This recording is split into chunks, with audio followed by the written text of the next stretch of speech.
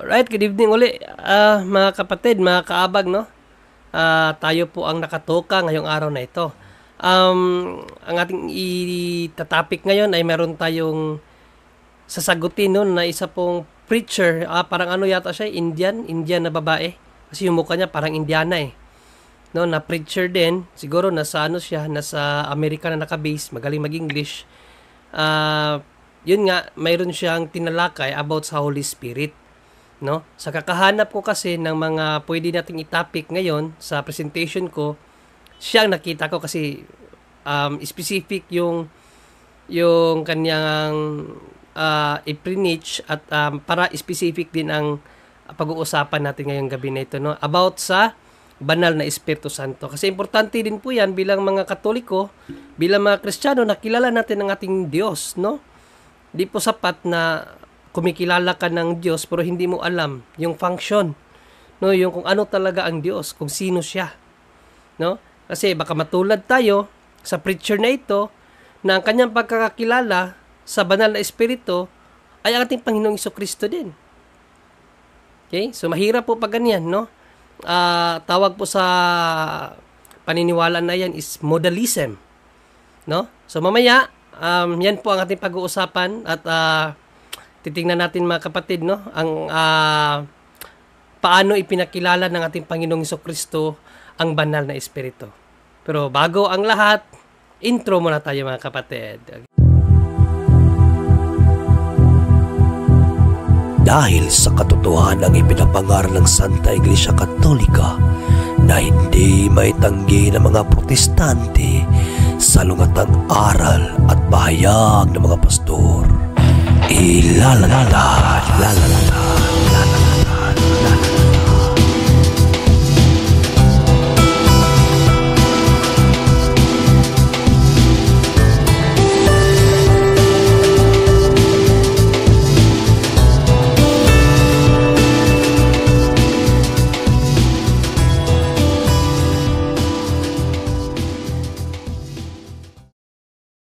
Car back, saw Simbahan.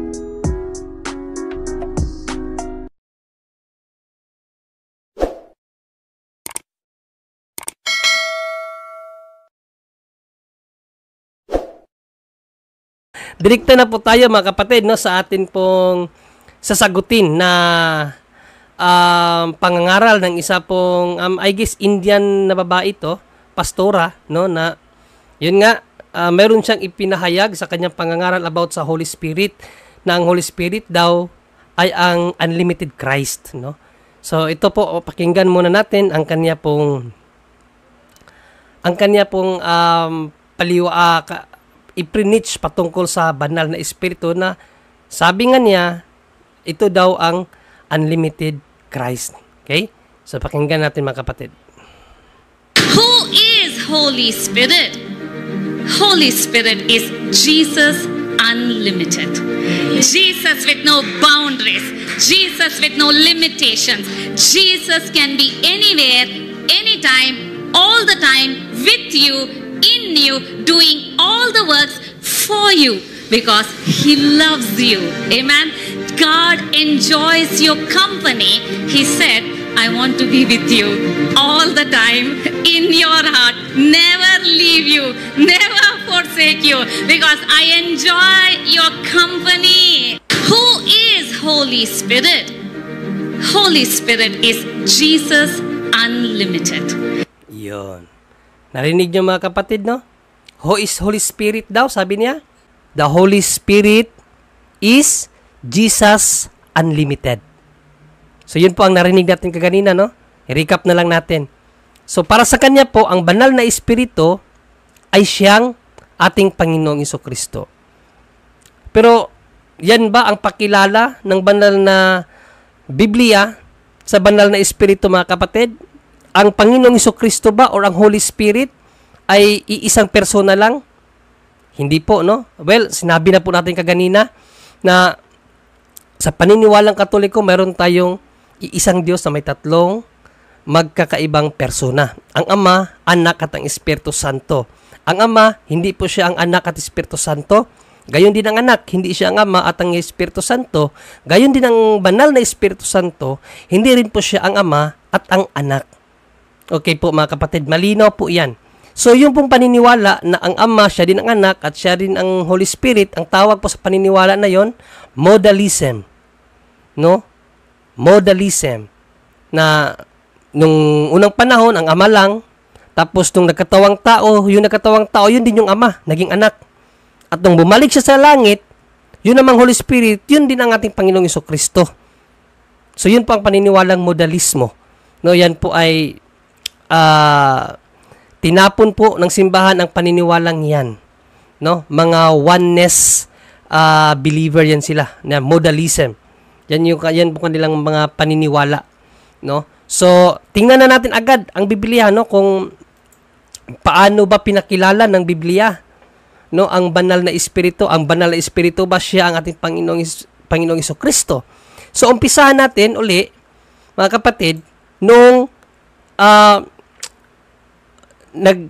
sa incarnation, no, ng ating Panginoong Jesucristo, nung pumasok ang ating Panginoong Jesucristo sa sinapupunan ni Inang Berheng Maria. Ano ba ang nangyari? Basahin natin uli sa Biblia. Dito sa Mateo 1:18, ito po ating mababasa mga kapatid. Ang pagkapanganak nga kay Jesucristo ay ganito. Nang si Maria na kanyang ina ay mag-aasawa kay Jose, bago sila magsama, ay nasumpungang nagdadalang tao sa pamamagitan ng Espiritu Santo. So ang ating Panginoong Jesucristo, no, dinala ng ating Inang Berheng Maria sa pamamagitan ng Espiritu Santo. So malinaw dito na ang Espiritu Santo ay namagitan sa pagiging tao ng ating Panginoong Jesucristo. No, ang binigay nga natin kaganina na analogy, no, parang nakapasok ako sa punto por punto sa pamamagitan ni Brother Jando. Hindi po yun nangangahulugan na ako at si Brother Jando ay iisang persona lang. Hindi po mga kapatid. No? Iba si Brother Jando na namagitan sa akin para ako ay makapasok sa punto por punto. Gayon din po ang pangyayari sa buhay ng ating Panginoong Jesucristo. Nakapasok siya sa sinapupunan ng Inang Berheng Maria sa pamamagitan ng banal na Espiritu Santo. So dito pa lang, sa unang yugto ng buhay ng ating Panginoong Jesucristo, pinakita na ng banal na kasulatan na ang Espiritu Santo hindi po ang ating Panginoong Jesucristo. Okay? So dumako naman tayo na kung saan nabinyagan ang ating Panginoong Jesucristo. Again, sa talatang ito, malinaw na ang iisang tunay na Diyos ay mayroong tatlong iba't ibang personas. No, nakita dito ni Apostol na Mateo, kaya kanyang itinala sa kanyang aklat na ang Ama at ang banal na Espiritu Santo at ang ating Panginoong Jesucristo ay hindi iisang persona lang mga kapatid. So basahin natin uli ang Mateo 3:16 hanggang 17. Ito po ang ating nabasa. At nang mabautismuhan si Jesus, pagdakay umahon siya sa tubig. At narito, nangabuksan sa kanya ang mga langit at nakita niya ang Espiritu ng Diyos na bumababang tulad sa isang kalapati at lumapag sa kanya. No? So, ang banal na Espiritu ng Diyos o ang Espiritu Santo, bumabang tulad ng isang kalapati at lumapag sa ating Panginoong Jesucristo. So, dito ipinakita na naman na iba ang persona ng banal na Espiritu Santo sa persona ng ating Panginoong Jesucristo. No? Ang ating Panginoong Jesucristo na anak ng Diyos, nilapagan ng Espiritu Santo na tulad ng isang kalapati na nagmula sa langit matapos siya mabinyagan. At sa 17 naman, biglang nagsalita ang Ama na nasa langit mga kapatid. At narito ang isang tinig na mula sa mga langit na nagsasabi, ito ang sinisinta kong anak na siya kong lubos na kinalugdan. So dito pa lang ang doktrina ng Santa Iglesia Katolika na Trinity ay pinatutunayan ni San Mateo mga kapatid na ang iisang tunay na Diyos ay mayroong iba't ibang tatlong persona. Ang Ama na nagsalita sa langit, ang banal na Espiritu na bumababa na tulad ng isang kalapate at ang ating Panginoong Jesucristo na bininyagan, no, doon sa ilog ng Jordan. So, ang Ama, hindi ang banal na Espiritu, hindi rin siya ang ating Panginoong Jesucristo. Ganyan din ang Espiritu Santo, hindi siya ang Ama, hindi rin siya ang Anak. At ganun din ang ating Panginoong Jesucristo, hindi rin siya ang Espiritu Santo at ang kanyang Ama. Magkaiba ang kanilang persona, mga kapatid. So lalawigan pa po natin ang ating pag-aaral, no? Paano naman pinakilala ng Panginoong Jesucristo ang banal na Espiritu nung siya na ang nangaral? Sinabi ba ng Panginoong Jesucristo na ang banal na Espiritu Santo ay siyang ako? May ganun ba? Wala. Bagkus, mas klinaro ng ating Panginoong Jesucristo kung sino ang banal na Espiritu Santo, mga kapatid. Unahin natin sa Juan 14:16, no? Gamit natin dito ang New International Version na Biblia, mga kapatid. Okay? So ito po ang ating mababasa. And I, so ang nagsalita dito ang ating Panginoong Jesucristo, I, no? May personal pronoun na I, will ask the Father. So ang ating Panginoong Jesucristo, no, hihingi sa kanyang Ama, and He will give you another advocate. Take note the word another, no? Another advocate to help you and be with you forever. So sino ba tong advocate na to na ipapadala ng Ama sa sanlibutan, no, para tumulong magpakailanman? Sino ba yan? So sa 26, mababasa natin dito na yung advocate, no, but the advocate, the Holy Spirit, whom my Father will send in my name, will teach you all things and will remind you of everything I have said to you. So yun palang advocate na ipapadala ng Ama, ng ating Panginoong Jesucristo mula sa kanyang Ama ay ang banal na Espiritu Santo. Pero sabi ko ganina, kapatid, i-take note ninyo itong talatang 16, no, yung another. Bakit another ang sinabi ng Panginoong Jesucristo? Dahil siya din mismo ay isang advocate. Ang ating Panginoong Jesucristo, advocate din, no? Mababasa natin yan sa 1 John 2:1. Mga kapatid, ito ang ating mabasa. My dear children, I write this to you so that you will not sin. But if anybody does sin, we have an advocate with the Father. Sino?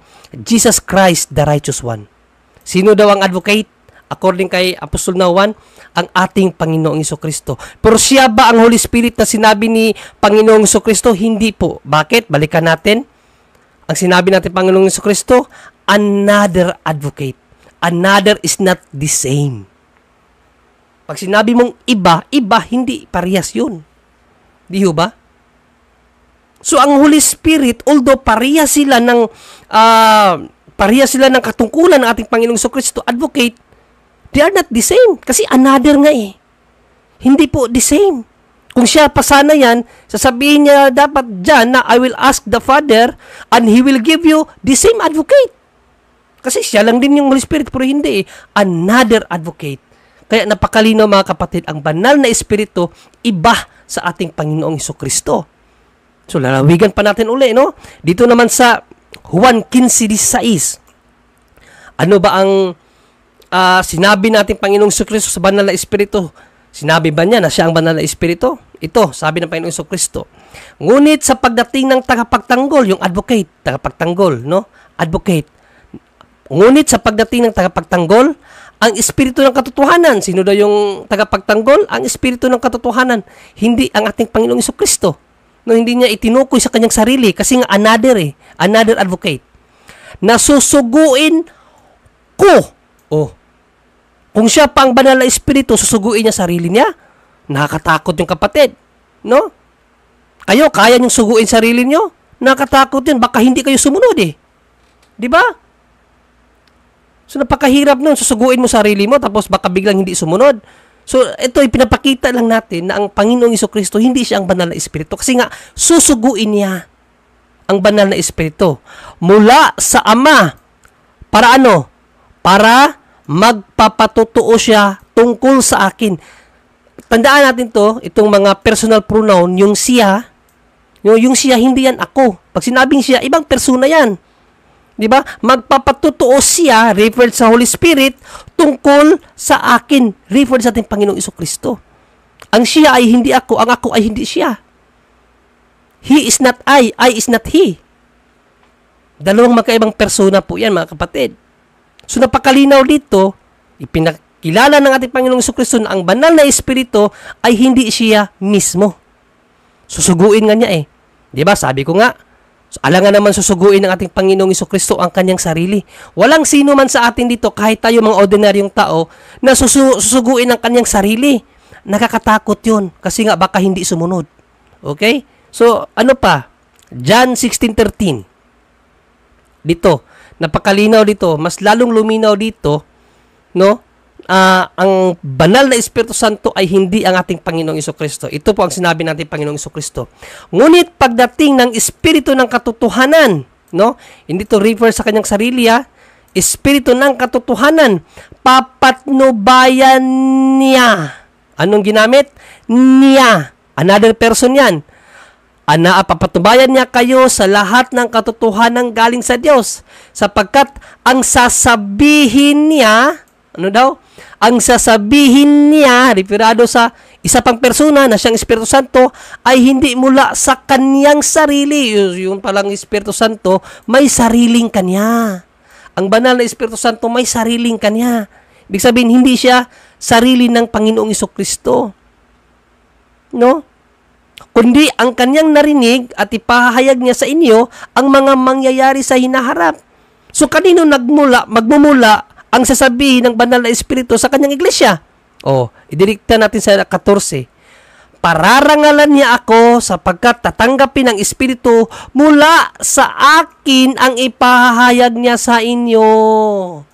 So, ano daw ang sabi ng Panginoong Jesucristo? Ang kanyang sasabihin sa kanyang iglesia ay hindi magmula sa sarili ng banal na Espiritu, kundi ayon sa mga narinig at natanggap niya galing sa ating Panginoong Jesucristo, mga kapatid. So, dito, mas lalong luminaw, no, na ang banal na Espiritu ay hindi ang ating Panginoong Jesucristo. Although, no, mga kapatid, tandaan ninyo to, huwag kayong malito dito. Dahil ang mga titulo ng banal na Espiritu ay tinawag na Spirit of God, no? Spirit of the Lord, Spirit of Christ. But that Spirit of Christ is not Christ Himself. Nasa CCC po natin yan, mababasa yan sa CCC. Yan ang titulo ng banal na Espiritu.